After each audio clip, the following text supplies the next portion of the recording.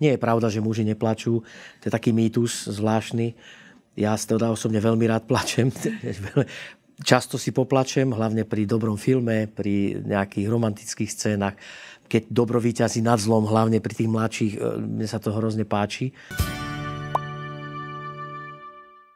Teraz sú informácie všade.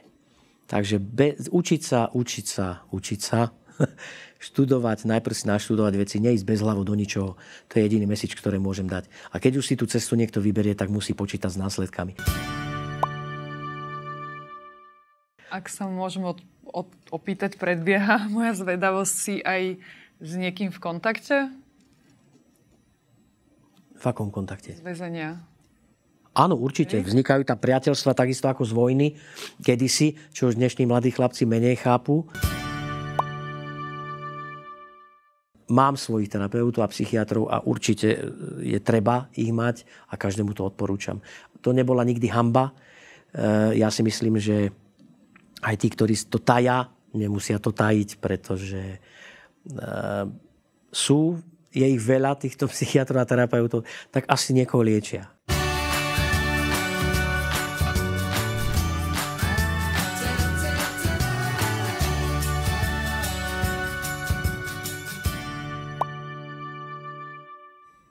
Vítajte v štúdiu. Máme dneska herca Dušana Cinkotu a ideme sa rozprávať o dlho očakávanom filme o Mikulášovi Černákovi. Ahoj. Ahoj. Dobrý Ahoj. deň. Dneska budeme mať pri debate našej takú ťažšiu tému. Neviem, či úplne ženskú. Momentálne sa dlho očakáva film o Mikulášovi Černákovi, Bossovi posvetia. Ty hráš druhú hlavnú rolu. Áno. Nebudeme prezrádzať koho. Rola sa volá Miloš a tak je pomenovaná a tak ju hrám. Tak ju hráš. Tak poďme úplne na úvod. Ako prebiehal casting? Prečo si vybrali teba? Možno, či tam bolo teda viac adeptov a ako si sa presadil na túto úlohu? Tak ja som bol už trošku oboznámený skôr s tým, teda pár rokov dozadu, keďže som z toho prostredia, z tej Banskej Bystrice a v podstate rástol som v tom čase v Banskej Bystrici a na Horehroni, lebo som chodil aj na gymnázium do Brezna, prvý rok a pol. Mal som možnosť spoznať pár ľudí, ktorí potom sa dali touto cestou. Ja hovorím, že ja som odišiel na vysokú školu a tým pádom asi som sa tomu vyhol. Neviem, ten prirodzený vývoj tam na tom Horehroni, to všetko dovoloval, nasvedčoval tomu, aby to vzniklo. Takže ja som o tom filme vedel trošku skôr. Trošku sme konzultovali aj s Jakubom Kronerom, aj so Strapom ešte, keď bol účastný tej tvorby toho prvého scenára. Takže vedel som o tom skôr a bolo viacej adeptov na všetky role, kým sa vlastne dal dokopy. Kým sa to tak vyskladalo, že to takto proste sa začalo točiť. Nikdy to nie je jednoznačné od začiatku alebo od prvej tej myšlienky. A som veľmi rád, že to takto dopadlo. Pretože všetci sme sa zhodli na tom, nech už mal každý alebo ktokoľvek, akýkoľvek názor na ten casting, to, ako sa to teraz vyskladalo a ako sa to začalo točiť, je tá najlepšia alebo ten najlepší variant, aký mohol vzniknúť. Čiže na tom castingu si musel ktorú časť toho filmu, dá sa povedať, absolvovať alebo ukázať zo seba nejakú konkrétnu scénu, ak to môžem takto povedať, ak sa rozumieme? Vieš čo, na tých castingoch boli najdôležitejšie, hrali sme všetky role na tých castingoch. Nikto neprišiel len na jednu. Skúšali sme to v rôznych variantoch, každý s každým. A najdôležitejšie boli asi také tie tichšie, také tie, kde v tých intimných rozhovoroch, v tých najtichších, kde sa vlastne najviac ukáže tá pravá emócia. Zakričať vie hocikto hociako a vie sa to spracovať mnohostranne, ale tie tiché dialógy, kde si museli tí ľudia naozaj sadnúť, kde sa museli rozumieť, pochopiť, cítiť sa, tie boli vlastne najťažšie a tie vlastne určili to obsadenie. Ktorý aspekt alebo čo ťa tak najviac nasmerovalo, aby si teda tú postavu Miloša zahral vierohodne, či si študoval či už články, čítal si bibliografiu Mikuláša Černáka, či si čerpal aj z toho, že kde si vyrastal, alebo či to bolo komplexne, že všetko hralo dokopy. Čo ťa tak najviac naučilo, poučilo, aby si teda na 100% to zahral? No najviac, rozhodujúci článok je Jakub Kroner. Jeho názor a jeho videnie, myslím si, že je alfa omega pre všetkých hercov, keďže je režisérom projektu. A takým tým záchytným, tú hlavnú osnovu vlastne dáva scenár. Takže toto sú dva faktory, ktoré som musel spracovať najviac a držať sa ich. To, že ako som to hral, tiež vyplýva z ich vedenia. Ako ma viedol scenár a ako ma viedol režisér. Nedalo sa použiť nič, čo som zažil ja. Nedalo sa, lebo také veci som nezažíval. Nedalo sa použiť nič, čo som videl, pretože ten scenár jednoznačne je tvorba toho Míra Šifru s Jakubom Kronerom. Čiže ono sa hovorí, na začiatku filmu sa napíše, že akákoľvek spojitosť je čiste náhodná. Tak v tej tvorbe našej hereckej áno, pretože nemohli sme vychádzať zo živých aktérov, vychádzali sme zo seba. Takže vlastne je to tvorba. A ako si sa učil v odzovkách byť agresívny? No, práve moja rola Miloša... Ešte ti do toho skočím na sekundu, pracovať aj so zbraňou. Neviem, či si ten, čo má zbrojný preukaz, alebo si sa to musel nejak nanovo učiť, ten dôveryhodne, teda pracovať so zbraňou a byť agresívny. Lebo čo ťa poznám, tak nepatríš medzi agresívne a výbušné typy. Tak, ďakujem. Tak či ste mali aj na to možno nejakého poradcu, psychológa alebo nejakého mentora, by som povedala? Súčasťou hereckej práce je aj vedieť zahrať agresívneho človeka, čiže je to čiste herectvo, ale chlapci sa od malička hrajú so zbraňami, hrajú sa na vojnu, čiže tam sme čerpali naozaj z týchto vecí, pretože pre nich, čo sme si mysleli, a tak sme to aj hrali, pre nich zo začiatku tie zbrane boli hračkami v podstate, hračkami, ktorými si dokazovali svoju silu, svoju moc. A vlastne keď vystrelili, tak už asi si to až tak neprijali a vlastne tým sa začala tá kariéra toho agresívneho gangu. Je to herectvo. A je len na nás, hercoch, ako pravdepodobne alebo vierohodne sme to dokázali preniesť na to plátno. Hlavná postava, ktorú hrá Milan Ondrík, povedal, že nemohol popri tom príjmať žiadne iné herecké úlohy. Preto vynechal aj v Ivete homosexuála, ktorého hral, návrhára. Vedel si popri tom, mal si ty iné role popri tom natáčaní, alebo sa stotožňuješ s tým, že bolo tak náročné sa na to sústrediť, že nemohol si odbehnúť k inému projektu? Nemám o tom prehľad, preto sa pýtam. Mal som možnosť odbehnúť k inému projektu, aj som odbehol, pretože ja som nebol viazaný napríklad výzorom. Ja mám túto ponuku a s tou si môže robiť štáb čokoľvek. Milan musel mať svoje vlasy vyrastené, vlnité, dlhé, musel mať svoje fúzy a toho samozrejme obmedzuje v ďalších roliach. Bolo komplikované pre ňo vlastne takto vizuálne príjmať iné role, ale hlavne aj z toho dôvodu, že Milan mal najviac tých filmovacích dní a Milan asi nemal toľko možností si odbehnúť ako my. Už dvojka mala tých filmovacích dní o mnoho menej ako tá jednotka. On točil so všetkými, so svojou rodinou, so svojimi priateľmi, kdež tí jeho kolegovia sa k nemu pridávali vlastne až pri tých v podstate tých mafiánskych akciách. Mm-hmm.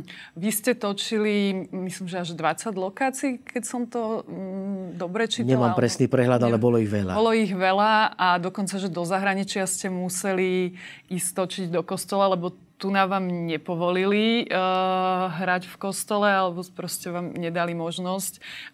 Vieš mi povedať, kde ste teda v tom kostole boli? V ktorej krajine? O tom nemám celkom prehľad. Ja som v zahraničí nebol s týmto filmom. Ja som bol s iným filmom v zahraničí. Aj počas natáčania Mikyho, čiže mal som aj túto možnosť. Dalo sa, neviem, v Čechách myslím boli iba točiť niekoľko obrazov. Ktorá lokalita, ako to povedať, kde sa ti najviac možno páčilo, alebo prišlo ti to také najvierohodnejšie, no páčilo je asi nesprávne slovo. Ale aj páčilo. Si tak najviac cítil možno tú negatívnu energiu? Ani negatívnu, ale celý ten dopad toho celého príbehu, keď sme točili v Švermove, v dnešnom Telgarte, aj v niekdajšom Telgarte, čo je vlastne domovská dedina Mikyho, aj mnohých ďalších chalanov. A točili sme autenticky aj na tom cintoríne, kde sú naozaj všetci pochovaní, tí, ktorí boli v tom filme takisto zúčastnení, kde sa točí. A to prostredie vlastne toho Telgartu je úplne úžasné. Tam sa mi najviac páčilo, aj sme najviac cítili takéto historické spojenie s tým príbehom. Hovorí sa, že muži neplačú, ale aj ťa to miestami možno dojalo? Určite. Určite áno. Nie je pravda, že muži neplačú. To je taký mýtus zvláštny. Ja teda osobne veľmi rád plačem. Často si poplačem, hlavne pri dobrom filme, pri nejakých romantických scénach. Keď dobro víťazí nad zlom, hlavne pri tých mladších, mne sa to hrozne páči. A to ma tak rozcíti, ale takisto ma vie rozcítiť smútok a taká ozajstná tragédia. A keď ju človek pocíti, ako v tom Telgarte sme cítili, tak boli tam slzy, bolo to na plač. Lebo je vlastne hrozné, čo sa mnohým stalo. Rozprávali ste sa tam aj s ľuďmi, čo tam žijú, že či si na to spomínajú, ako si na to spomínajú a či aj teda vedeli nejaké historky ešte povedať k tomuto obdobiu, ktoré už je síce dlho za nami, ale asi sú tam ešte starší obyvatelia, čo sa na to spomínajú. V tom Telgarte sa nám to stalo veľakrát. Točili sme tam Vladov pohreb, ktorý bol na tom istom mieste. Samozrejme, tí ľudia sa k tomu chceli vyjadriť. Aj sa vyjadrovali, aj sa nás pýtali, ale my sme mali roztočený film. Nemohli sme až tak veľmi vnímať. My sme sa museli držať scenára. Takže akýkoľvek ich názor alebo videnie bolo síce fajn počuť, ale my sme museli ísť podľa scenára. Samozrejme. A na internete... Nebol ďaleko od tých ich teda videní, tých starých. Čiže pravých. Ten scenár od toho, čo vypovedali... Ale boli aj názory, že vôbec to tak nebolo. Áno, sú tam stále boli aj také názory, takže aj to nás vlastne miatlo. My sme jednoducho museli odblokovať tieto veci. Vždy je to ťažké robiť niečo, čo si ešte niekto pamätá a ťažko sa vysvetľuje, že my robíme film. Proste my robíme film, nerobíme dokument. Nechceme, alebo nesnažíme sa o to, aby teraz presne to... Lebo na všetko majú ľudia aj iné názory. Aj iný uhol pohľadu.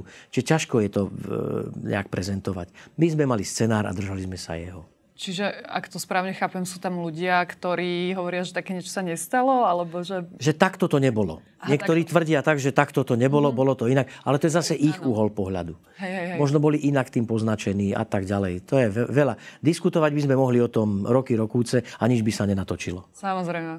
Na internete prebiehajú diskusie, dva tábory sa spravili, že či je to dobré natočiť a ukázať ľuďom, teda ako to bolo, o čom jak to vtedy fungovalo, alebo že vlastne nevyťahovať vôbec túto tematiku, na čo je to dobré a robiť promo takémuto človeku v úvodzovkách, tak či máš na to nejaký názor, lebo naozaj sú takí, ktorí sú za a ktorí to hejtujú? Vieš čo, ja sa nezúčastňujem takýchto debát, lebo boli sme nedávno svedkami takých protinázorov, že bola skupina, ktorá tvrdila, že nebol holokaust. Postavme sa k tomu teraz takto a nech si každý vyberie, že či takéto debaty majú význam. Jednoducho bolo to súčasťou našej histórie a je treba o tom točiť filmy. Akú možno najväčšiu ty si dostal negatívnu reakciu na túto postavu? Stalo sa ti? Nedostal som možno, pretože nečítam tieto veci. Nezúčastňujem sa tých diskusí. Ani osobne, no to je, viete, to je, alebo vieš, to je... Nie, ja som vlastne nedostal žiadnu negatívnu. Možno sa ma pýtali, že prečo to hráš? No, lebo to treba hrať. Hej. Ty si v podstate, nie je to už žiadne tajomstvo, že si tiež zažil ten život za mrežami. Stretol si sa, s akými ľuďmi sa stretával? Aj tak jak by som to povedala, čo majú za sebou tak vážne činy, alebo vlastne si bol ako pre nás so zločincami, pre nás laikov, alebo ste v podstate boli oddelení iba ľahšie kriminálne trestné činnosti, by som to, ak to správne hovorím. Správne to hovoríš, nie. Stretol som sa s mnohými, nie sú tam oddelení.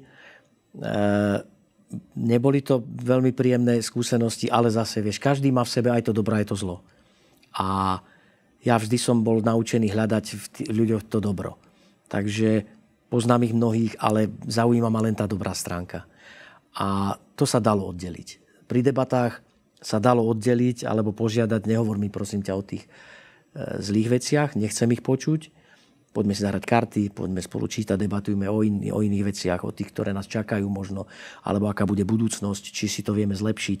A preto som rád, že som sa mohol aj z dramatoterapie zúčastniť tam, respektíve viedol som dramatoterapiu pre tých ťažkých zločincov a malo to úspech, čiže ja sa teším, že v tom všetkom som vedel nájsť tú pozitívnejšiu cestu a mnohí ma nasledovali.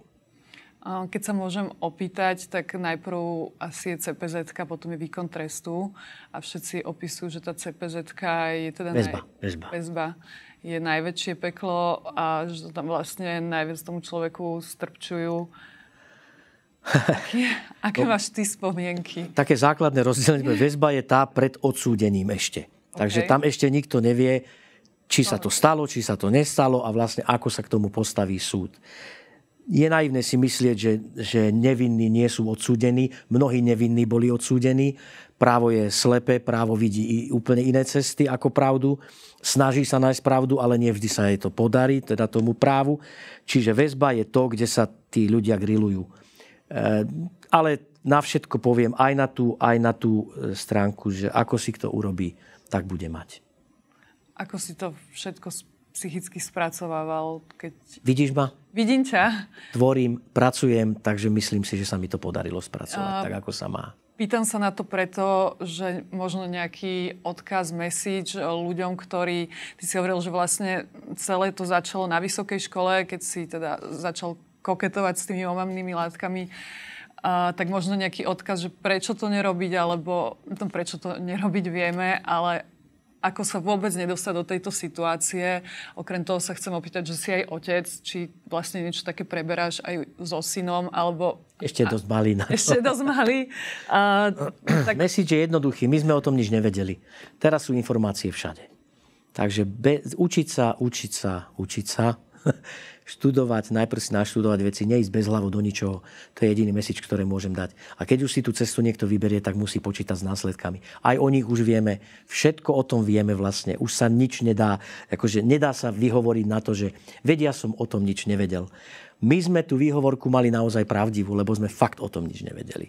A zvedavosť je vždy proste veľmi dôležitý faktor. A hlavne pri chalanoch, ale aj u dievčatách. Tiež chcú skúšať. Takže naštudovať si a vedieť. A keď človek sa dozvie, tak asi do toho nepôjde. A hovorím, keď si to naschvál vyberie, tak potom asi si vyberá tú ťažšiu cestu a potom musí bojovať. Mala som tu prednedávnom hostia Johnnyho Petka. Hovoril, že sa poznáte a chcem sa len opýtať, že kto ti najviac v tej terapii pomohol, lebo on povedal, že ani nie doktori, ani nie nejak proste skupina ľudí, že skôr tí, čo mali ten problém, že vlastne doktori boli len tí, čo nemôžu pomôcť, iba o tom debatujú, ale najviac mu pomohli ľudia s tým problémom. To je jeho názor. Môžeme mať názor na to akýkoľvek. Jasné, že ja hovorím, že ľudsky mne sa podarilo tiež mnoho ľudí naviesť na správnu cestu, ale tí lekári, tí odborníci sú tí najhlavnejší, ktorí v tom vedia spraviť jasno. Takže ani tí, čo mali ten istý problém pod dohľadom tých lekárov. Keby neboli pod dohľadom tých lekárov, tak by tomu Janovi nepomohli. Takže ja hovorím, tí psychiatri nie sú nadarmo tu a takisto tí psychoterapeuti, preto ich treba rešpektovať a vážiť si ich prácu, pretože oni predsa len naozaj skladajú tie štatistiky a tie výsledky z celého sveta A nikto iný to nerobí, iba oni. Tí, ktorí majú ten problém, to určite nerobia ani nebudú robiť. Tí budú sledovať len seba a to svoje okolie a to je málo. Na to, aby sme predbehli tento problém, ktorý ničí celú civilizáciu, na to musíme mať tých odborníkov, ktorí sa naozaj venujú len a len tomu. Ak sa môžem opýtať, sú príklady napríklad aj v zahraničí, u nás toľko toho nie je, neviem, či už Charlie Sheen alebo Kevin Spacey, čo mali úplne iné teda kauzy, sa im nepodarilo vrátiť do tej branže a tebe sa to úspešne podarilo. Tak komu že ďakuješ za to, že ti dal opäť šancu a vlastne si sa mohol naplno vrátiť do toho hereckého prostredia, máš super, dostávaš ponuky, role, že kto nad tebou nezlomil palicu a zase ti dal šancu sa venovať proste tejto profesii. A práve si vymenovala všetkých, ktorí som za to vďačný. A hlavne najviac môžem byť vďačný ľudskej múdrosti, pretože odpísať niekoho je to najľahšie. Zlomiť palicu je najľahšie a nevenovať sa tomu. Ale to, čo ten človek môže ešte zanechať, je asi vzácnejšie, ako tváriť sa, že nebol. Lebo urobil chybu. Kto neurobil chybu? Takže nech sa každý pozrie sám na seba do zrkadla a povie si, že či chce lámať palice nad ľuďmi, alebo bude dávať takisto šance ako samému sebe. Takže tá múdrosť asi zvíťazila. Ja som hrozne vďačný za to. A zase Kevin Spacey aj Charlie Sheen, oni stále majú čas. To ešte nie je. Napríklad Matthew Perry, ten má problém. Ten sa už dobre, že naozaj nemôže vrátiť. Pretože jeho to zlomilo a proste zomrel. To je to, čo má zabrániť návratu. Nie nejaké ľudské rozhodnutie, že ty už tu nebudeš. To je hrozné. Také sme už mali, ale to robí fašizmus, takéto témy vyťahuje a tak ďalej. Čiže môžeme povedať, že naozaj, jak je to Slovensko niekedy čudné, bizarné, tak v tomto naozaj nikto ťa neodpísal, že naozaj bolo to skupinové a dali ti šancu, že je toto pekné, hej, tá filmárska branža, asi, že všetci boli za to, že Dušan... Tak všetci nie, ale a vieš aj menovať... Stále sa nemôžem vrátiť do divadla. Stále musím hľadať tú prácu, ako by som s kým teda tú prácu môžem tvoriť, s kým môžem pracovať. Takže tie týmy nie sú dopredu určené, musím to hľadať, ale darí sa, takže Pán Boh zaplať, že to tak je a ja sa veľmi teším. A pre nás laikov, prečo sa nemôžeš vrátiť do divadla? Tak stále... Nechajme to tak. To je proste ľudský faktor. To je ľudský faktor, ktorý niekde je silnejší, niekde je slabší.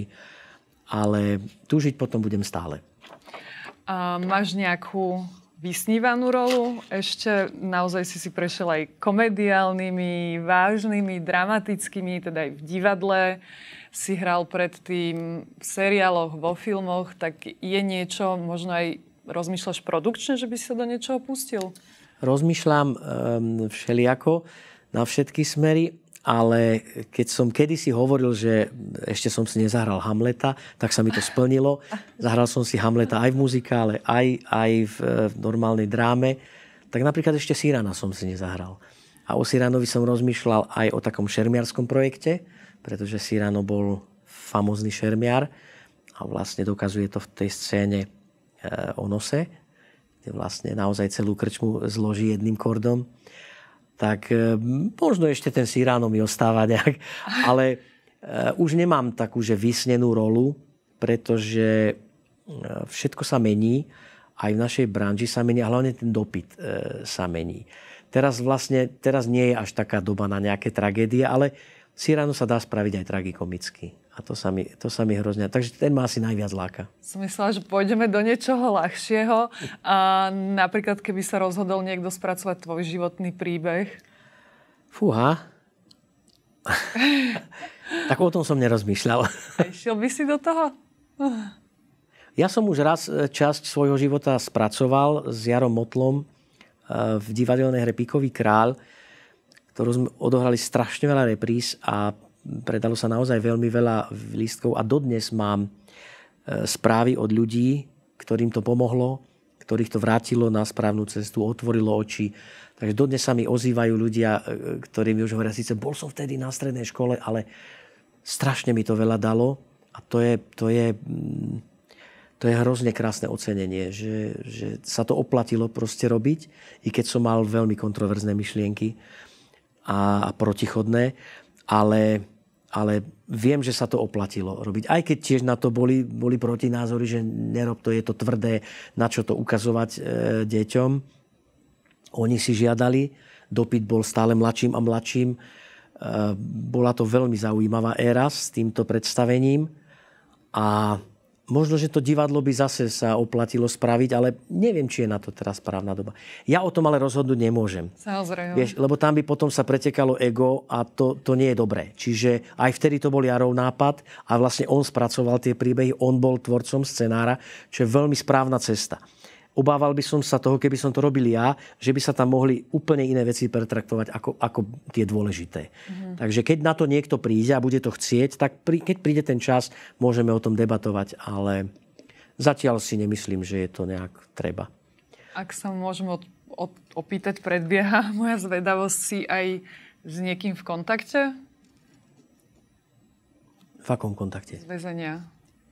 Áno, určite. Vznikajú tam priateľstva takisto ako z vojny kedysi, čo už dnešní mladí chlapci menej chápu, ale vedia o tom, že bola dvojročná vojenská služba, kde sa tiež stretol z mesta, z národa, jednoducho neurčovali sa tam podľa typu alebo jedno, tak aj stadiaľ vedia vzniknúť priateľstva a samozrejme vznikli.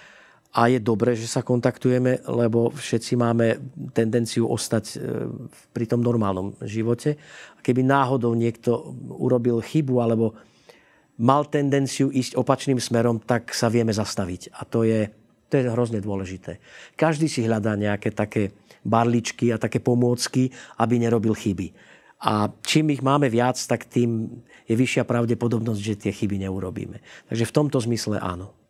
Väčšina ľudí dlhodobo chodí na terapie a ešte musí niekto chce dochádzať na nejakú terapiu.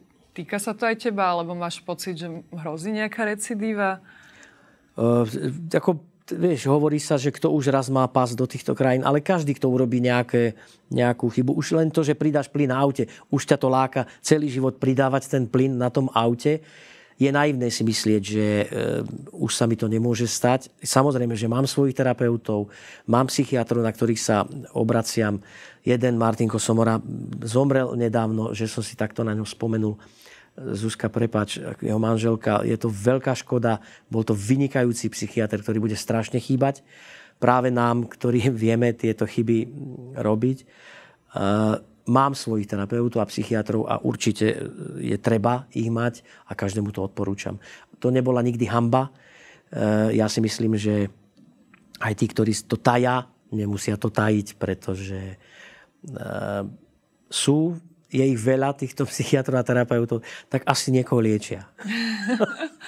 A predbieham samozrejme dobu, ako si už povedal, že ešte si neveľmi malý. Ale či máš teda v hlave nejaký program, systém, že ako sa s ním budeš rozprávať o nástrahách vôbec omamných látok, či už o alkohole a cez teda až celú škálu návykových. Začnime tým, že či mu niekto dá po papuli na ihrisku. Ten strach o to dieťa samozrejme je, vždy bol a bude. Takže snažím sa, alebo chcel by som vychádzať z neho v prvom rade. A no, viete, to je... Chcem byť múdry otec. Je to taká futuristická otázka. Kto to tak dokáže najviac? Neviem. Budem sa o to snažiť. A je to proces. Môžem sa o to len snažiť byť múdry a nezlyhávať. Ale už tým, že som mu dal poriti, som vlastne cítil som to, že som zlyhal, že vlastne ja som nemal ten správny prístup. Ale už som mu sľúbil, že teda skúsime to riešiť tak, že nikdy nepristúpime k nejakému fyzickému trestu. Takže myslím, že už 5-ročný to pochopil a chápal to. A ja sa budem snažiť, aby som teda bol dobrý otec. Lebo dneska už je to, jak hovorí, že 5-roční už sú India, keď my sme boli 5-roční. No, áno, ale niektorí nie. Je to podľa mňa rovnaké, ako to bolo za našich čias. Aj za našich čias naši rodičia hovorili, Bože, čo z vás vyrastie, nechápeme vaše prúdy, smery. my takisto nechápeme, kam tie deti, ako to vedia už štvoročný vie s počítačom robiť tak, že ja som vedel na klavíri, oni ani nevedia, čo je klavír, vedia v počítači program. Takže je to podľa mňa to isté, len v iných farbách, v iných vzorcoch. A ešte sa chcem vrátiť, že strašne by som chcel s mojím synom komunikovať pravdou. Žiadne zakrývanie, žiadne klamanie. Snažiť sa mu naozaj priblížiť pravdu a vysvetliť mu veci, že toto je môj názor a ty môžeš mať iný. Ale ja to vidím takto a skúsa na to pozrieť aj zo svojho uhla pohľadu. A aké v tomto roku robí najväčšie vylomeniny? Teda, keď... No tento rok je taký ten rok odrenín. Že jednoducho, tu si odriem, tu si hento, ja už čakám, že kedy príde prvá zlomenina a pripravujem na to aj Zuzku, lebo neviem, táto bude ťažko predýchávať. No ale to chalán, no, je živý a ja som rád, že je taký, aký je. To je dobre, preliesky šport, tak to má byť lepšie ako pri počítači. Nie? Určite. Snažíme sa to korigovať, respektíve limitovať ten priestor a ten čas pred tým tabletom a myslím si, že sa nám to darí. Tak ďakujem za tvoj čas, držím palce filmu Miky. Nech sa páči veľa divákom a želám všetko dobré. Ďakujem pekne, ďakujem. Ďakujem, že ste nás sledovali. Dnešným hostom bol herec Dušan Cinkota.